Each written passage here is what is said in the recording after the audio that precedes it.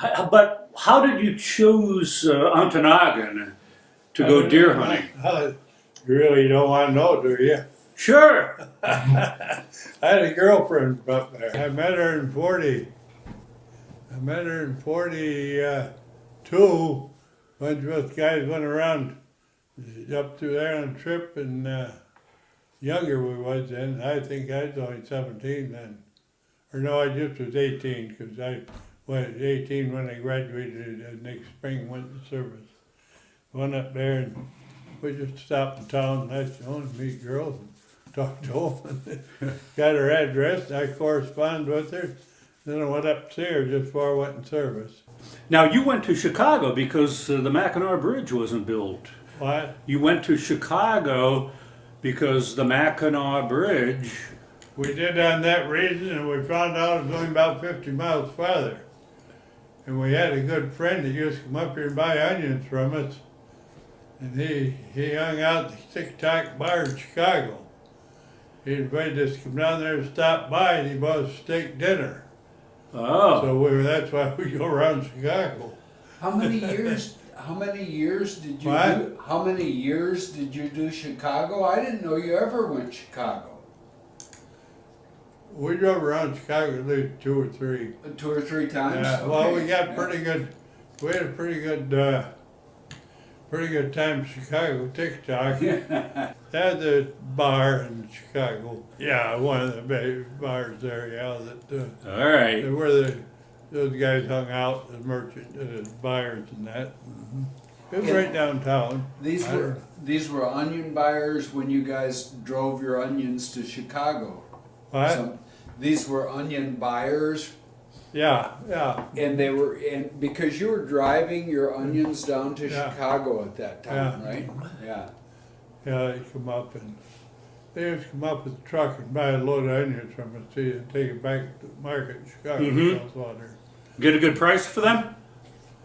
Yeah, sometimes we did, sometimes we didn't. So, Wayne, just as a little We side never note, got Mom's curtains are rich never on going them. to be the same. We never got rich off from them anyway. We always managed to have our work done, try to get it wound up by deer hunting time. We'd usually leave the 11th. Tell Wayne the story of how we came to use the cabin, how that happened. There was cutting timber in there for their logging there. Then I think Penguards had it. I don't know. They had, but we drove down by it a couple of times. They're still working there. And about a year or two later, nobody was. We was vacated, but we went up next fall and we were still driving in, and we saw Mountain Noggin Hunters was in there from Mountain Noggin some. And we talked in that camp, in yeah. our camp.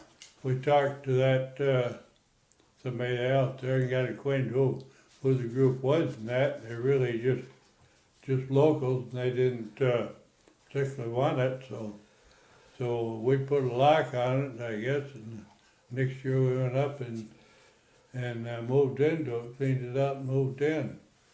And we probably had a cabin yet in town then, but just for security, go shower and that, you know. Yeah. And then and as those guys moved in,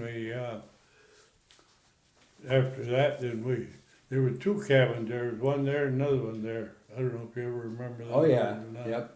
The Yeah. cook shack and the and boat Yeah. shack. Mm-hmm. In 1959, I think it was. It was the last year I hunted there until the late 60s or early 70s. Yeah, that's a long time. Yeah, I 12, went up there 10, about 12 year 71, break. yeah. Yeah. And but in the meantime, your dad. Well, I hunted there through the 50s, and we'd have different groups, different years. We had Scottimer Brothers and Johnsons, and they kind of played out, and then that was about the group there and what we went up with, Art and him and that, and. Yeah, on the big buck Yeah. picture with the deer, Yeah. that one's got Pete and Rich Johnson. both. Yeah, Art got a big buck there later on when we was back at camp. He was back in the, they're back in the woods there. Oh yeah, that's a nice That's a picture. little older, and in this one, the old bunk shack is Yeah. still there. Yeah, And that's Ron went up that year. yeah, Was one of my first years, and Yeah. Ron went up. But that's when the bunk shack. yeah, was Ron still rode there. up with me. Did he? Yeah. Yeah, I had a Jeep. I love that Jeep, that wheel. Oh yeah, the one I drove into the ditch and ripped the wheel off. When you're lost. I stayed overnight and got that fixed. But anyway, they camped and I went up and there were different groups went. Gib, I don't know how large he was, but well, we entertained a lot of them till the 50s too. We'd have a couple of times there would groups from camp from out of town come out and we'd have a big steak fry for them. Yeah. And Do there was about you 15, 20 of us in there then. do you remember Eli? Much? Yeah, that's what Eli I'm trying to Aho. think of. I think that was his Yeah. name. Eli Aho Yeah. and Casey Yeah, Cogswell. yeah, Casey Cogswell, he And- had the cabin, didn't Yeah, and I never knew he? Yeah. old Joab. Yeah, Joe Abbott's lived up in the other, there's Abb's Camp. Abb's Camp is a real old camp at the top of the hill. That's one of the originals. Yeah. Isn't it a nice shot? I mean, everything about it looks so Yeah, nice. he liked to sleep on the couch, I guess. And this is the one. This is the old onion picker van, the panel van. No, I don't know. I wasn't going then. Oh, do you not even remember that? Because that was the Vosses. Stevie That's not- Voss ended That's up. not with the it. Doodlebug, I think you had Right. It's not the Doodlebug, right? No, they had a 4-wheel drive up there for a while when Okay. they come in. And these two guys They then come in are straight in there. Eli Aho and Casey Cogswell and Gene Oh, yeah. Cogswell. Yeah, And Yeah. Eli, I met him one time, but as I understand it, he used to not drink all year and then would come out to camp and get completely loaded. oh yeah, that's right, yeah. Yeah, he'd dry all the time, that's all they did, come into camp and you never even got hunting. Just had itself a big party with the bottle. And I'm sure that that's the big buck. And there was another buck that shows in this picture that looks like an atypical rack, a really strange rack that was also really big. I didn't bring my. Yeah. But I can recognize Pepke, Dad, or Haima, Dad, and that person I can't recognize. Oh, he was from town. Oh, He was from Herman. He was the postmaster's brother. town. Okay. Charlie's postmaster's brother. And, I think we got the Model A in 47, 48. 48, I think we got Model A. Actually, Joe or Roger, one of them said that you recently gave them a bunch of your old pictures. And I don't have any pictures of the onion picker van. And I wondered about that. Or the Model A. I don't have any pictures of the Model A either. Oh, they're in the slides. They're on slides? And Joe's got them, I think, as far as I Okay. know. I told him to take those slides and that to projector. Mm-hmm. And You can convert them. we had 2 different Model A's. One of them we took up in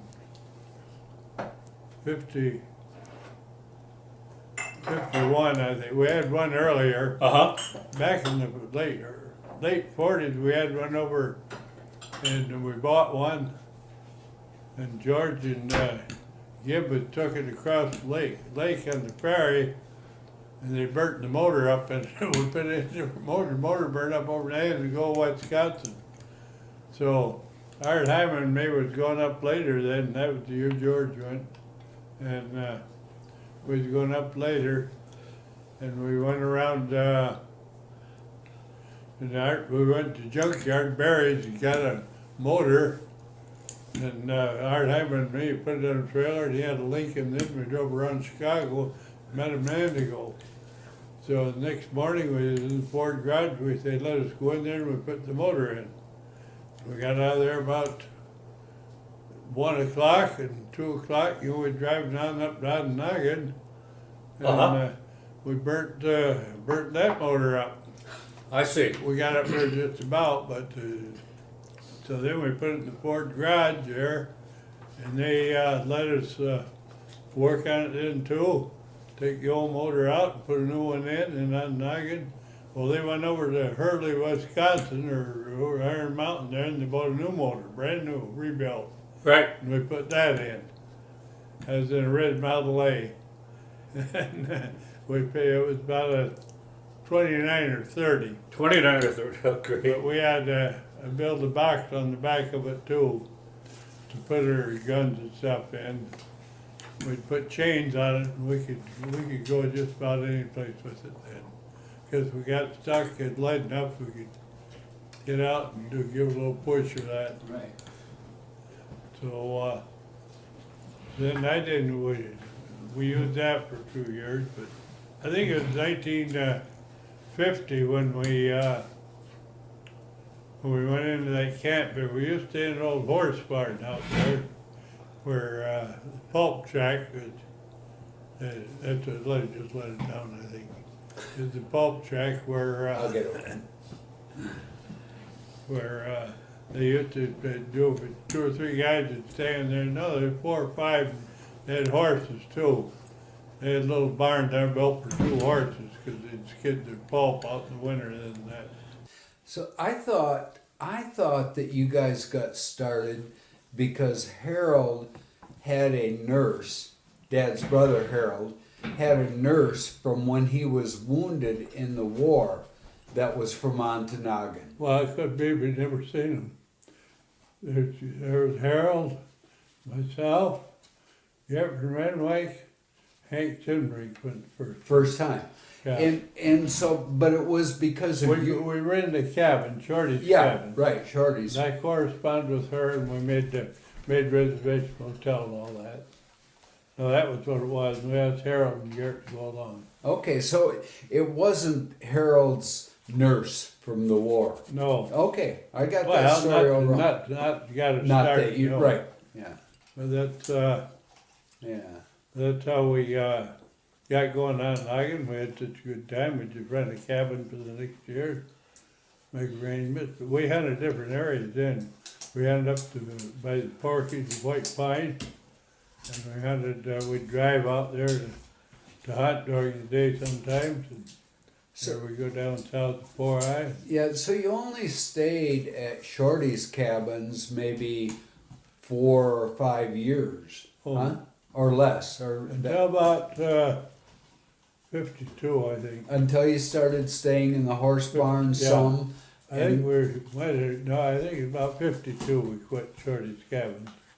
But we had them, we set the camp up out there, we used to drive right by it. We drove a car right out there, went right to it, and right by it and up around.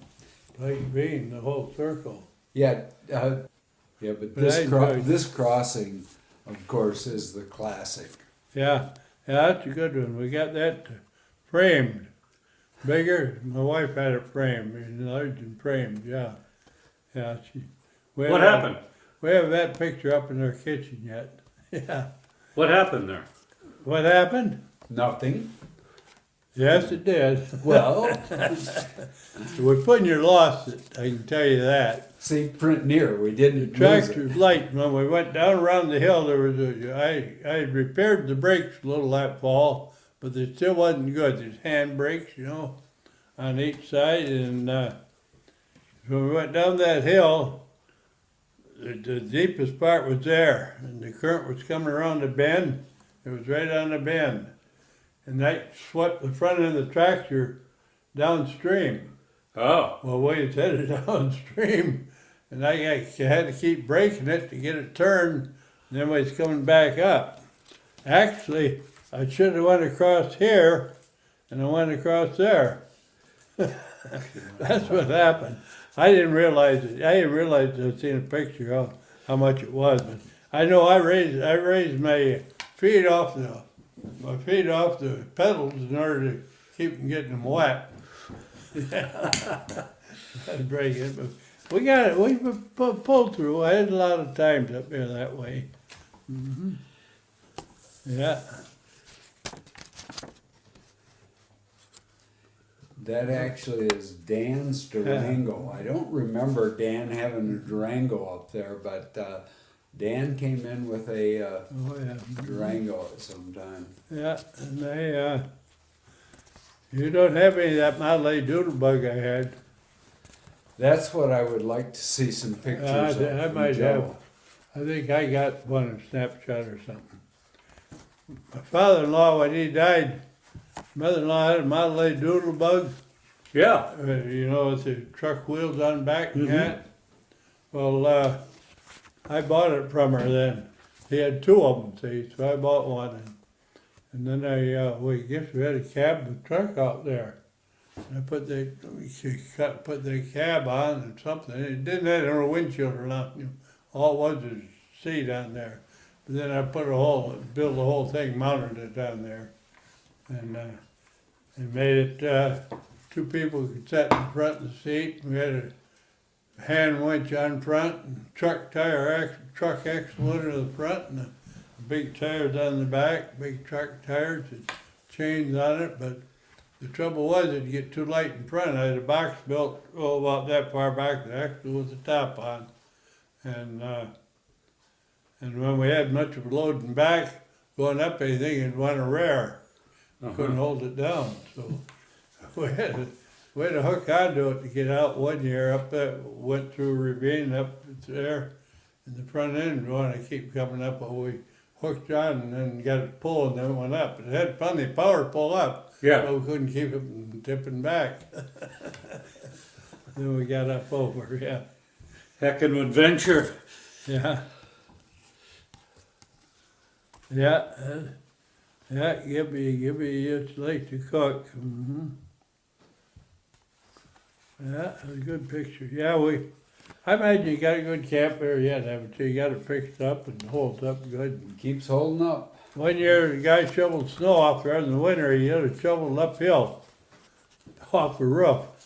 Really? Snow was so deep, he was shoveling snow off uphill. Drifted over. It was over 4 foot on the roof. On the roof, plus the snow on the outside, he had to shovel uphill to get to. That's when the rafters cracked or something, I guess. That would be Ties. Jody.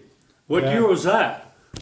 You probably remember. Probably, I would say that that was 90s. In the 90s. You were here in Varsity shortly after you was going. Yeah. We went up that before you went, I think, summer after, and we had to jack it up, put blocking under it and that. I guess you did a lot of work since then on blocking. Continual. That routed out, I guess. Yeah, very nice. I think you're responsible for all of the couches that are in camp. The last year I was there, I didn't have much, like to cook anyway, so I see. I'd make supper. Okay. They'd come in at noon and fix whatever they wanted. Morning I'd fix whatever they wanted. Noon we'd have a lunch, and Rod made the salad several times. Cut it up. Do you think you were up that year? I went up with Homer Snyder and Gibbon Bill one year, where we borrowed Denny Nelson's four-wheeler. We put a trailer on behind it. I think it's been 4 miles we went in with that. And man, was that cold coming out. Homer didn't have any gloves other than that. I give him the pair I had. Or no cap or something, I don't know. Well, because he always prided himself on how little he took into camp. Yeah, he didn't make anything hard. Carrying a knapsack. Yeah. Yeah. Yeah. Yeah, we enjoyed that.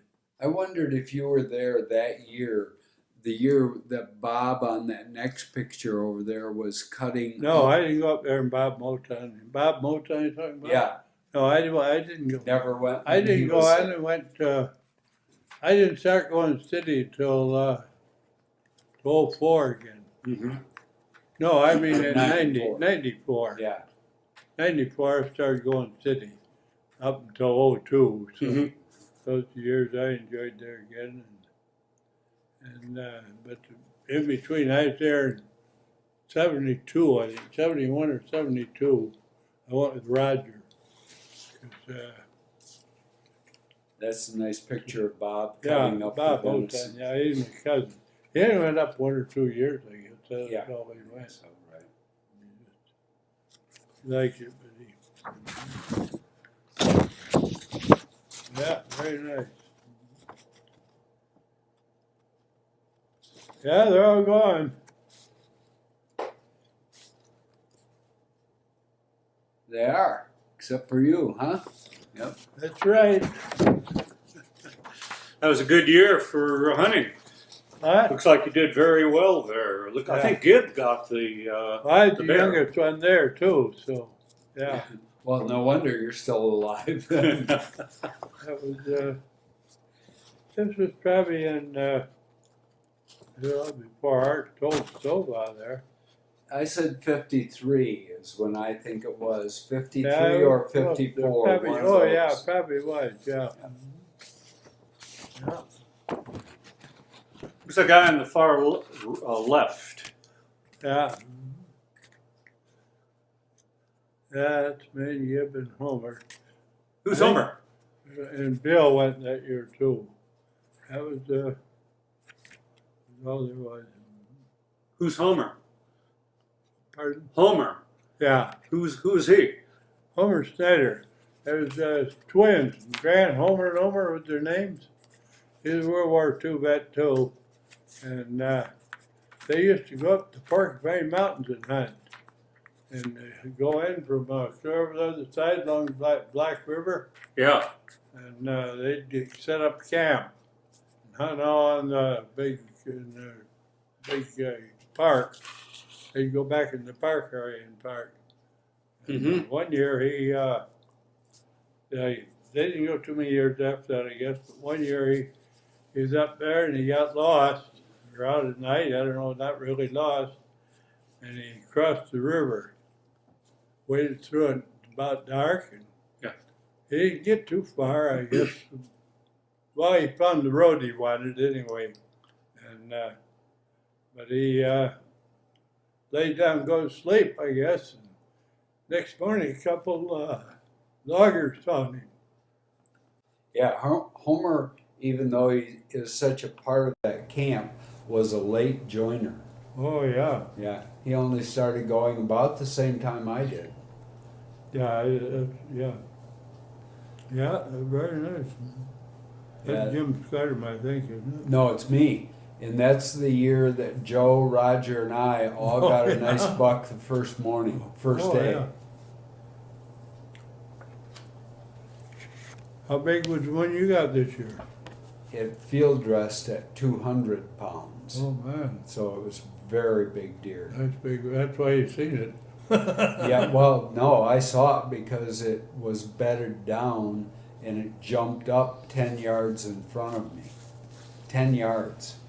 I mean, it just exploded out of the snow. I had one do that to me once. I was up in those real thick things up in there, the timber, you know. Uh-huh. And I'd come in from that one direction where it was like before I got the timber. And I had well, he didn't jump up, but I had to do a job, so I was sitting there, so I didn't push, you know, sitting, and I could, yeah, better to see one walking. Is he kicking every greens out of the way his head, you know, because I squatted down. And I never did get it. I don't know whether I grabbed my gun and threw a shot or not, but I doubt it. But I had another one once. I had Pete Lettinger and Howard Scheller. They was from over by Ironwood. They set up camp as local Grant people. and I was gonna show them how to, would take through track and through quite a lot of woods and cut back Black River and cut back into camp. Well, we got there and I says, we'd already seen a door or two. We'd hollered back and forth to each other quite a way. I said, hey fellas, I said, there's a deer bedded down over across the creek there. I said, I'm gonna kick him up, maybe he'll come your way. About that time, he decided he had his head down like that, the body of a duck deer, so he couldn't see no horns. When he jumped up, I could see horns, but it was a nice 8-pointer. And I blasted away, and I wounded him.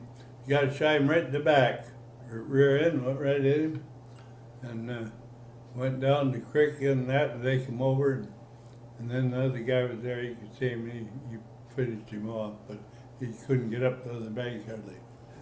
You know, I heard a story, I don't know if it's true or not, but you guys were paying some guy rent for many, many years. I found out that he didn't even own the place, the cabin.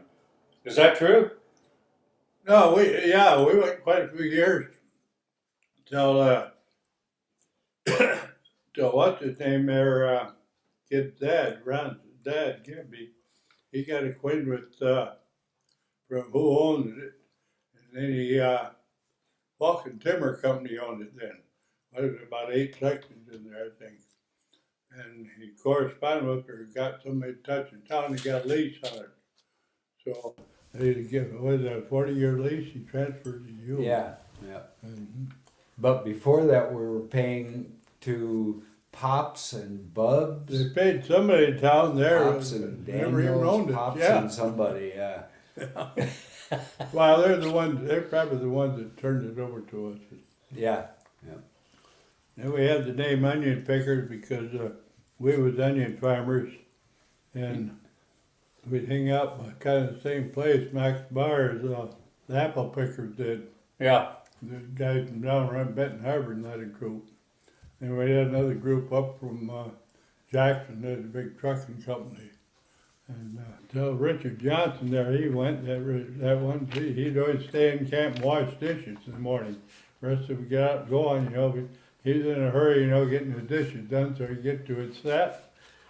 And he went out there, and he left about 8 o'clock, and I guess we went up about 7:30.